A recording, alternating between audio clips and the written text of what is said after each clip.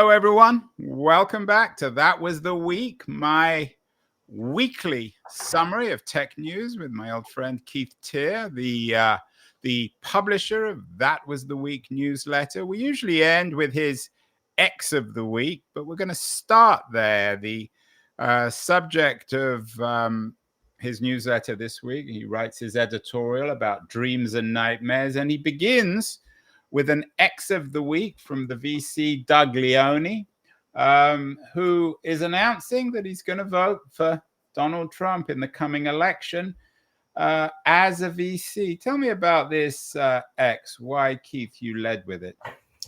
Well, I led with it because there's a collection, really, because Chamath, Palihipitaya, and David Sachs today actually are running a fundraiser for Donald Trump as well. So there's a bit of a mini trend going on of Silicon Valley who's deciding that they're going to vote for Trump.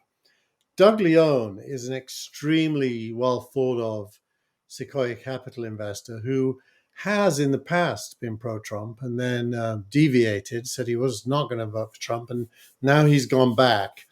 His reasoning's very vague, isn't it? Let's read for people who aren't watching. Let's read out the X. It was he wrote this on June 3rd. I have become increasingly concerned about the general direction of our country, the state of our broken immigration system, the ballooning deficit, and the foreign policy missteps, among other issues. Therefore, I am supporting former President Trump in this coming election. So he notes three things: the immigration deficit, foreign policy missteps. It's a little bit like saying, I've become disillusioned with Old Trafford, Eric Ten Hag, and the entire team. Therefore, I'm going to be supporting Wrexham. Or Man City. No, that would be Liverpool. At least Man City and Liverpool represents something you could aspire to theoretically. But so you're not, Keith. So in the editorial, you articulate your own ambivalence about voting for Trump. You say it's a big no-no for me personally. I don't want to turn this conversation into just another conversation about Trump versus Biden, because as we speak, I got an email from Reid Hoffman linking with an op-ed he has in this week's Economist about American business shouldn't be empowering a criminal. So the powers that be in Silicon Valley are lining up for or against Trump. It's not just for Trump. People like Hoffman, who I have a great deal of time and respect for, are financing the anti-Trump forces. But do you see with Leone and some of the others a real sharp shift amongst investors to Trump? No, but I do see a greater willingness to own up to it, which is probably the only new thing here. A boldness. You mean own up? You mean sort of confess that that's where they're going to be. Well, in our mind, it's a confession, but for them, there's no need to confess. There's nothing to be embarrassed about. They like the guy. No, but that is new. I mean, I think it is new. I was pretty taken aback when the All In podcast announced they were doing a fundraiser for Trump. I mean, I wouldn't put anything past them, but that did surprise me. And, a few weeks ago, Marissa Mayer held a fundraiser for Biden. So, yes, Silicon Valley's getting drawn into the election and picking sides. The real drive of my editorial is that it's pretty hard to feel good about either side. But if you have to pick one, the lesser evil is usually the place to go. And that feels like Biden to me. It's interesting in the Leone X that he doesn't talk about tech. He doesn't talk about business. He talks about the broken immigration system that was broken before Biden. I mean, Trump didn't deal with it when he was president any better. The ballooning deficit, which isn't really a tech issue, and foreign policy missteps. So, and all of those, if you hold it on the screen, all of those are like BuzzFeed headlines. They don't mean anything. The state of our broken immigration system obviously means the immigration system is broken, but that could mean Doug Leone is basically anti-immigrant, or he could mean he's pro-immigrant and wants a better system. Who knows what he means? But given that he's voting for Trump, you got to assume that he's pretty much a rabid racist, because that's what Trump is. On the foreign policy stuff, well, what is he saying? Is he saying that he's for Israel, or is he saying he's for the Palestinians, or is he for more help with Ukraine or less? It's totally unclear. And Trump, by the way, isn't really clear on any of those issues. So when he states those issues and says, "Therefore, I'm voting for Trump," there's a big missing hole of logic there, isn't there? And in your editorial, you talk about a piece, the video of the week from Andreessen and Horowitz entitled "The American Dream."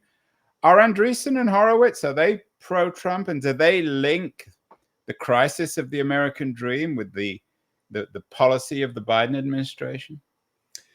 I don't think they've ever stated whether they're pro-Trump or anti-Trump.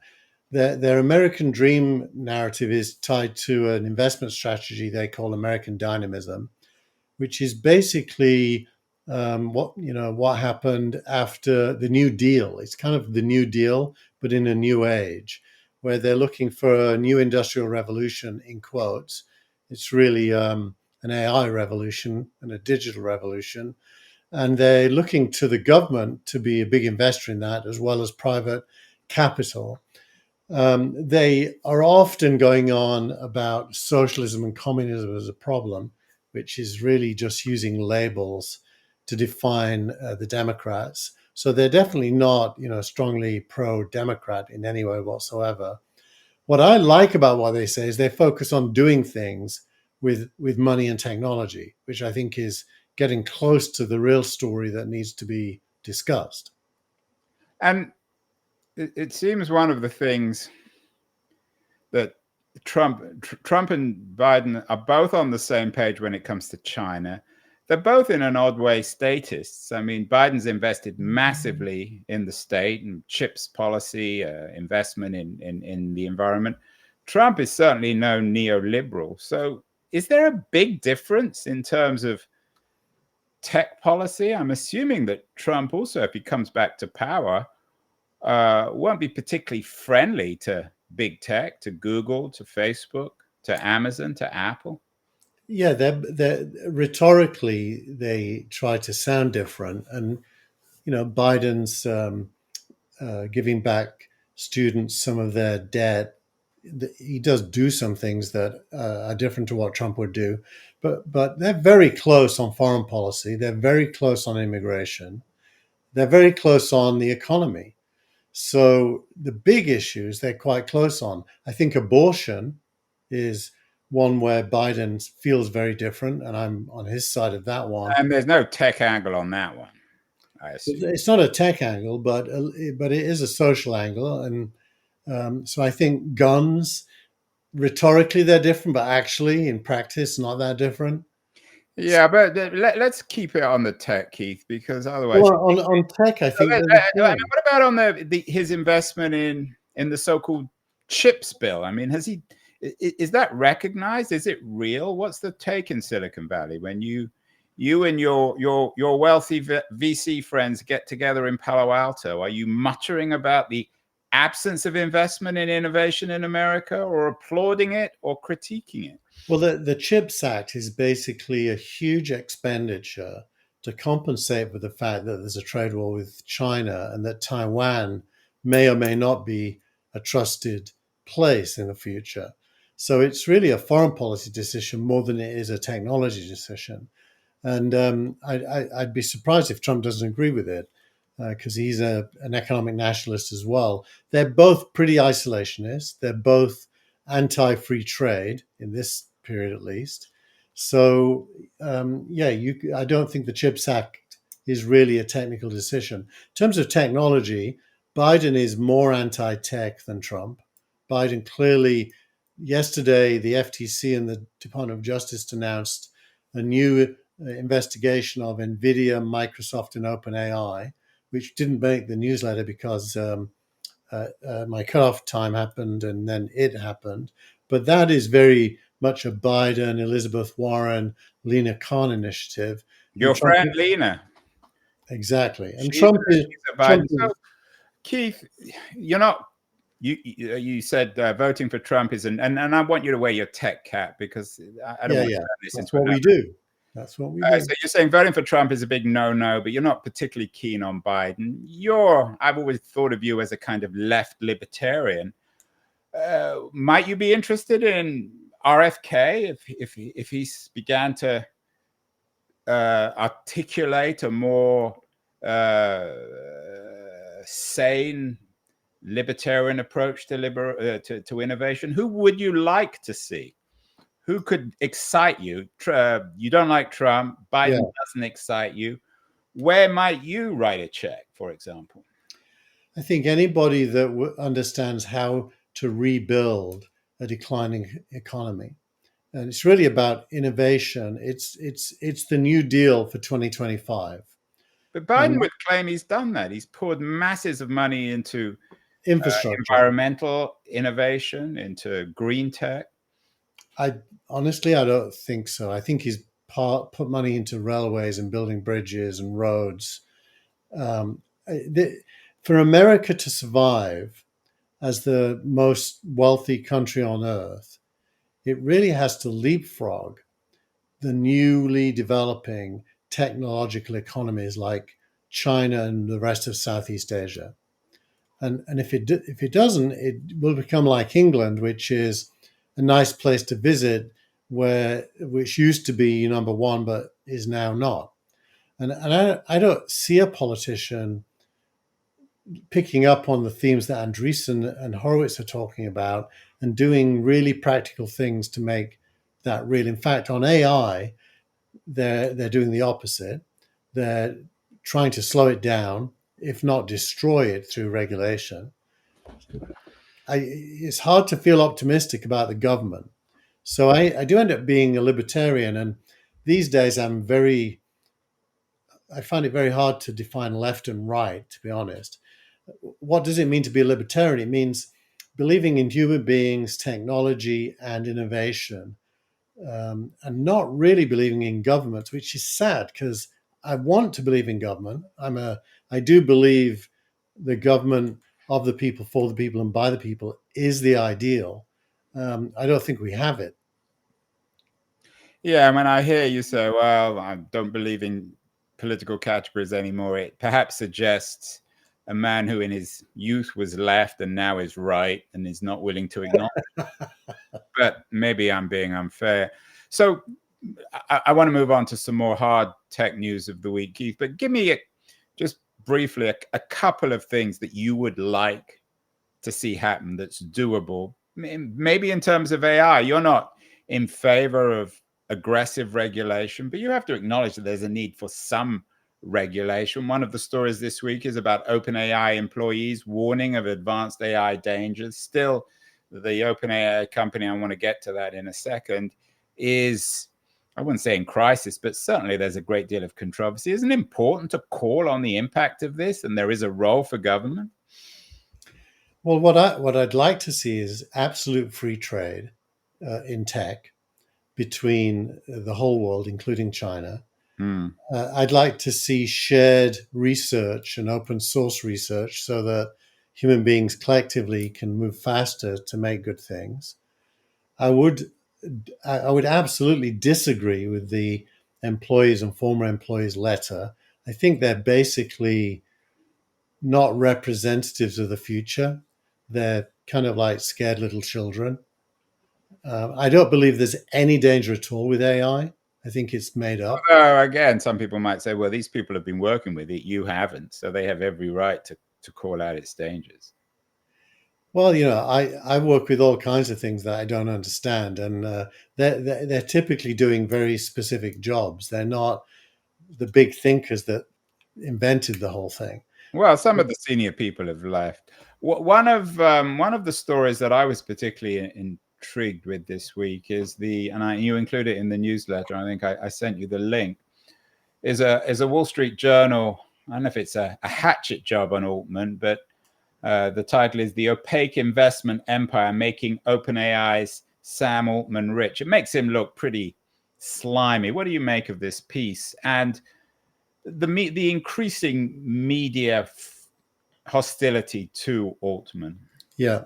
Well, I think firstly it documents his investments, and Is it true, do you think? oh, I'm sure it's entirely I mean, true. the way I read it was he doesn't take any money from OpenAI, but he benefits in terms of his startup investments. Um, a lot of what he's doing benefits those startup investments at OpenAI with OpenAI's policy. So he's making billions as the OpenAI CEO without acknowledging it. I don't think he doesn't acknowledge it, to be honest. I mean, most of these investments predate OpenAI by a long way. For example, the one into Reddit or Stripe, which are two very big ones. I do think he acknowledges it. He just doesn't focus on it because he's quite humble and focused. So I don't think this I is. don't know if anyone would use the H word with Altman.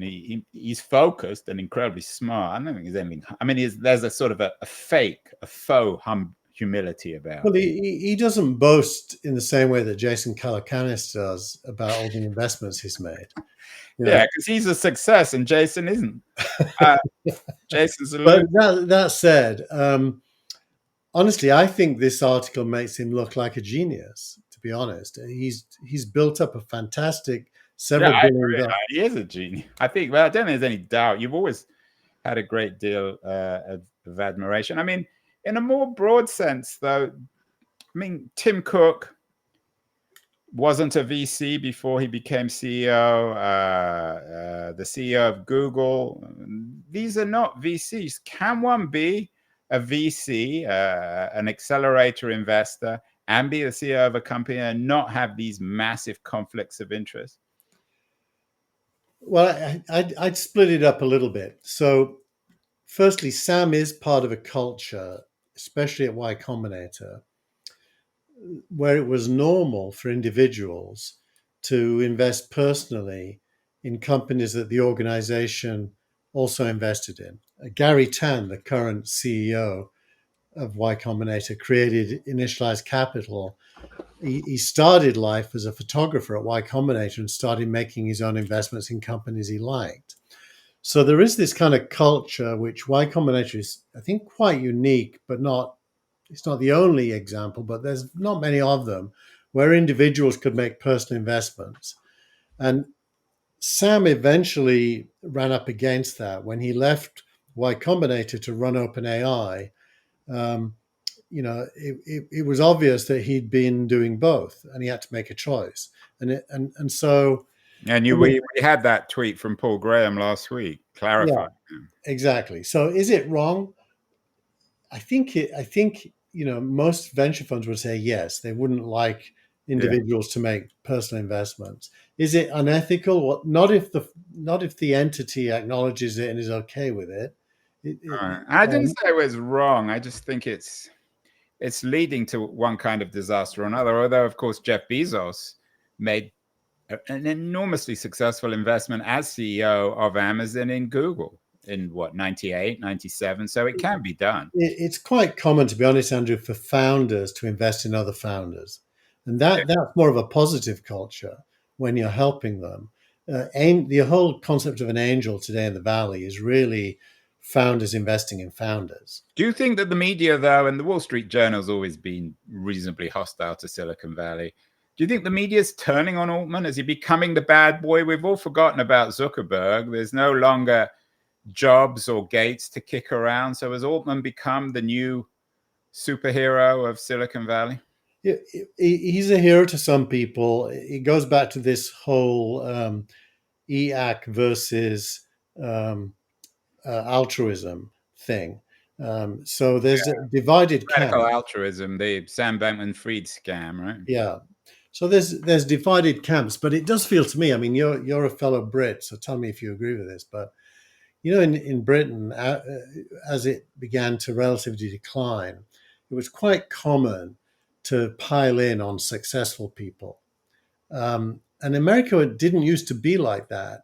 It feels as if the more successful you are now in America, the more enemies you're going to make. And the more brash you are with your opinions, the more enemies you're going to make.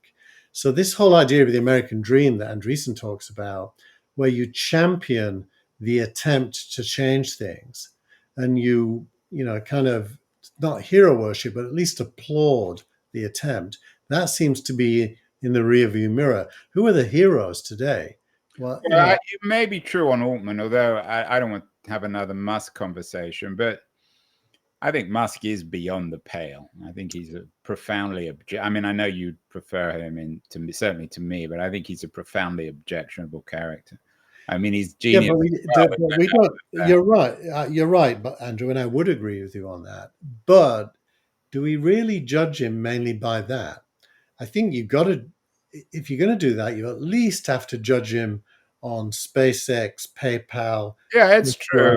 When Carnegie was around, he had steel factories, or Stanford had railways. The problem with Musk is, he is flawed. He's flawed. Well, he has the medium and the media. With X, he uses it to promote his own views. Anyway, let's leave Musk. He's not in the newsletter this week. But your real question was this victimizing wealthy success stories. Well, also in an America of increasing inequality, where a lot of people are really struggling in a high inflation economy, in an economy increasingly run, the dominant labor form is a precariat.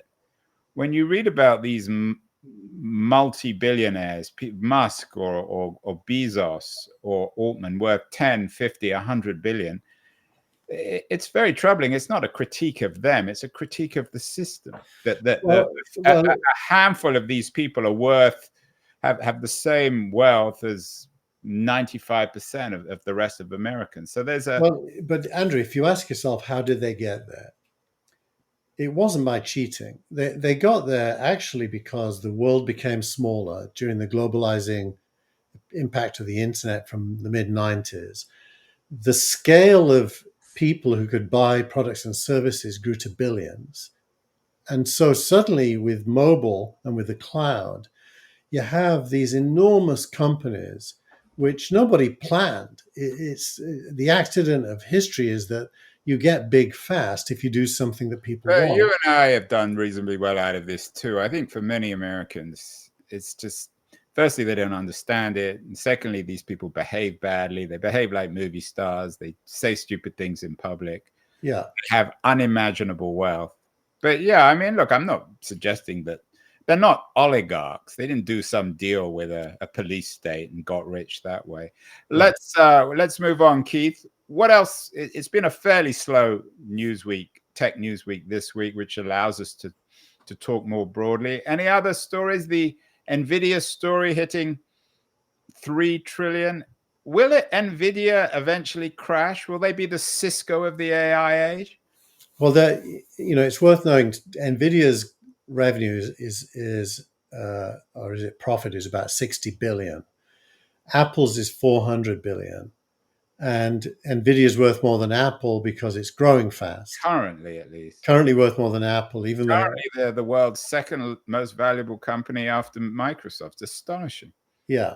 So there is a kind of a math mismatch between NVIDIA and Apple there. Apple should be worth a lot more. Is it the Cisco thing? Do you remember when Cisco got so valuable in the 90s because it was the pipes for the internet, and then the economy matured and Cisco now is just an afterthought? Yeah. So I do think the NVIDIA story is worth a mention because it's one of those watch this story kind of issues. There's lots in venture capital this week. My good wife Jenny wrote a recap on what's happened in May. I did launch the next version of Signal. Yeah, I'm going to allow. Usually, I don't let you talk about Signal Rank on your own show because I don't want you to become an oligarch, Keith. But I am allowing you to talk about Signal Rank version 3. It's not 3.0, it's version 3. So tell me what you've been up to at Signal Rank this week. Well, the core of Signal Rank is using algorithms to predict venture outcomes. And we do that at the Series B round based on a lot of data from all the rounds a company does up to the B. And we've gone through 3 versions. Roughly every 9 months, we update it. We only update it when we got a better one. So each version is better than the last. And the way we measure it is what percentage of the companies picked become unicorns.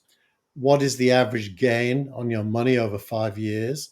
And for version 3, 31% become unicorns. And the average gain at 5 years is 5.6 times your money, which both of which are way better. And in the years measured, which is 2012 to 2020, there were 950 companies that it picked, as opposed to only 280 or something that version 1 picked. So it's able to pick more companies more successfully than previous versions. We just announced the 15th investment, that is to say, Single Rank putting money into these companies, which makes Single Rank the second most prolific investor in the world in Series B rounds in the last 12 months. Wow. And when am I going to get some Signal Rank stock? I'm not allowed to talk about it, but your time will come, and hopefully not too soon from now. And are you, Keith? Is Signal Rank the next Nvidia? When are you going to hit 3 trillion valuation? I think we'll never hit 3 trillion. The most we could be worth is about 100 billion. Well, we'll take that. Finally, we've done our X of the week, which was Doug Leone's willingness, announcement that he's going to vote for Trump. I'm not sure why he needed to announce it on X, but your startup of the week is an interesting one, and I think speaks of I know you have a particular interest in the economic vitality of the sporting industry. There was a piece in the Journal this week about the NBA nearing a $76 billion TV deal. So why is it the NBA or the TV companies that are the startup of the week this week? It's the NBA, because if you can get somebody to pay you $76 billion for 11 years worth of basketball, you're doing something right, aren't you? It's not my favorite game, I have to say, basketball. It's the opposite of what Americans say about football. Too many baskets, not enough competition, as opposed to too few goals. But this is an amazing deal, and it's happened because Amazon, NBC, and ESPN have competed for it. And it's at a time when the TV industry is in crisis. So it's a huge, huge deal for an essentially American sport. Although it's a global sport, I mean, there's a lot of interest around the world in it because American teams are so much better than everybody else.